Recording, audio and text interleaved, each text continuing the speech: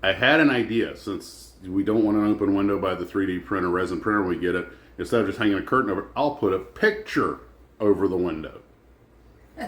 Sometimes I forget your blondness is a condition and not an illness. Ow. She's not wrong. I'm sitting around here looking for the blue paint I'll use to paint the airplane. And I'm checking all my paints everywhere. And I'm like, okay, where's the blue paint? It's around here somewhere. Yo, dummy. Ta-da!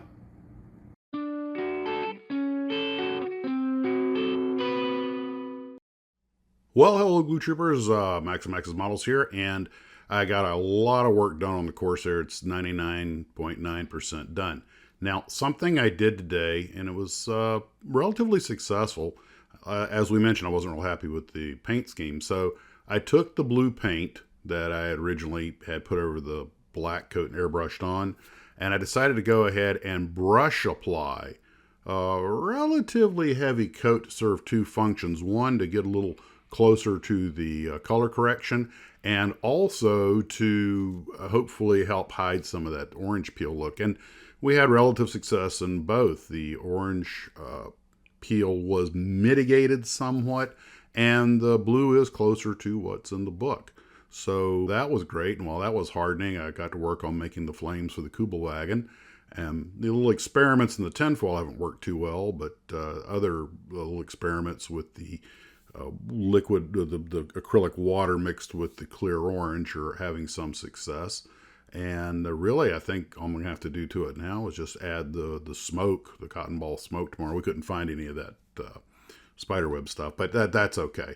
And I'll also, of course, airbrush black into that and blend some of the orange and acryl into it to give a blend over the hard flames. Once the Corsair hardened, I did have a few problems. One of the landing gears turned out to be longer than the other. Apparently, I'd left a little piece of extra plastic on one of the gears so it didn't seat all the way. The weakness of the airplane is a finicky landing gear. It's a little tricky to work with. Made worse by the fact that it pre-painted everything, so you have to get those parts sanded bare and everything. But I got it to work, got it the wheels leveled, and it was really wobbly until I did. So got the gear doors on it, and started detailing the interior, got the decals on it, and overall, it looks fine sitting on the shelf. Yeah, sure, up close you still see the blemishes.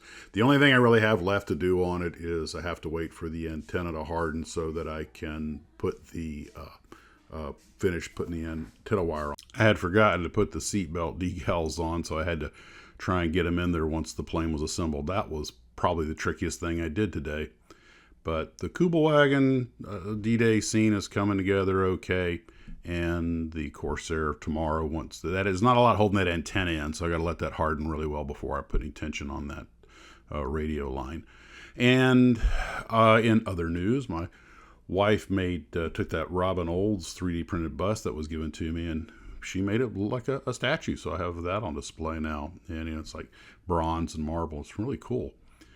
The plus and minuses of the Revell 1/72 scale Corsair is that from the plus side, it's got really excellent decals. The orange band that goes around the midsection of the airplane and the tail is a little tricky to get lined up. It's maybe needs to be just a skosh longer. But that being said, that was really the only issue. They laid down without any problem. They were pretty trouble free, and there are a lot of decals, including some almost microscopic ones, and every decal is on the model. The things I didn't like about it was I didn't care that much for the fit of the top section forward of the cockpit. That took a lot of sanding. And the landing gear is a little tricky to get in there. Not the strongest thing, but not the end of the world. Pretty straightforward model. No pilot figure. And the Meng Kubelwagen, no complaints. Of course, I modified a Tamiya figure from the 75mm anti-tank gun kit to make Major Pluscat. So there's thumbs up all the way on the main kit and on the Tamiya kit, and the Revell kit's okay. So tomorrow I'll finish that off. We have a social event tonight we have to go to. That's why I'm wrapping up shop early. But man, it is so much nicer working the air conditioning. You're way more productive. That's all I have to say about that.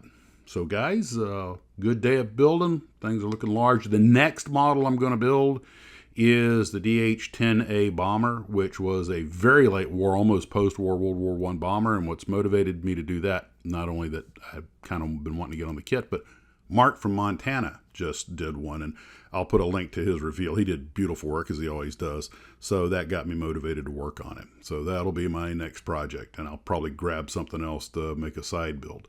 Okay, guys, that's where we're at for right now. You take care of yourselves, and as always, model on.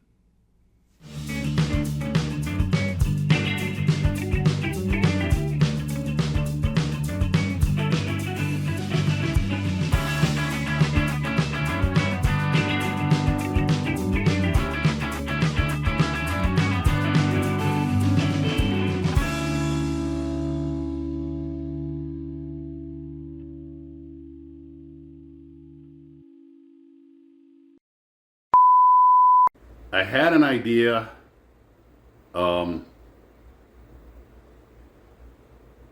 That's your cue.